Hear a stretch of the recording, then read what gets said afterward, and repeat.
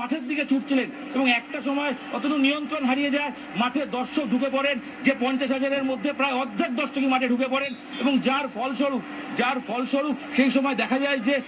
মাঠে গিজগিজ করছে লোক। এবং যদি ছবিটা বলি, পুরো মাঠটায় মানুষ যে যেরকম পেরেছেন তার মতো করে অবাধ বিচরণ করেছেন, কেউ গোল পোস্ট ভাঙার চেষ্টা করেছেন, মাঠের যেসব কাট আউট করা ছিল সেইগুলো ভেঙে ফেলা হয়, মাঠের যে গার্ডরেল সেগুলো ভেঙে ফেলা হয়েছে এবং মানুষকে দেখা যায় তারা মাঠে শুয়ে পড়ছেন, কেউ ক্ষোভ দেখাচ্ছেন এবং অনেকে কাঁদছেন। আমি এরকম ছবিও দেখেছি, অতনু মানুষের মাথা থেকে রক্ত পড়ছে, কারণ তার মাথায় ইট পড়েছে, তিনি আহত হয়ে গেছেন, এরকম রক্তাক্ত পরিস্থিতি দেখা হয়েছে। এবং পুলিশের পক্ষে তাকে কিছু করারও ছিল না সেই মুহূর্তে, তার একটাই কারণ সেই সময় যে পরিমাণ মানুষ মাঠে ছিলেন সেই সময় এবং জনরোষের সামনে প্রশাসন তারা বোঝানোর চেষ্টা করছিলেন বারংবার ঠিকই, কিন্তু পুলিশের তরফ থেকে যেটা বলা হচ্ছে যে এত সংখ্যক মবকে আটকানো বা তাদেরকে নিয়ন্ত্রণ বোঝানোর চেষ্টা করা হচ্ছিল। কিছুক্ষণের বর্তমান যদি ছবি বলি, কিছুটা হলেও মানুষকে বের করা সম্ভব হয়েছে, কিন্তু যেহেতু যুবভারতীর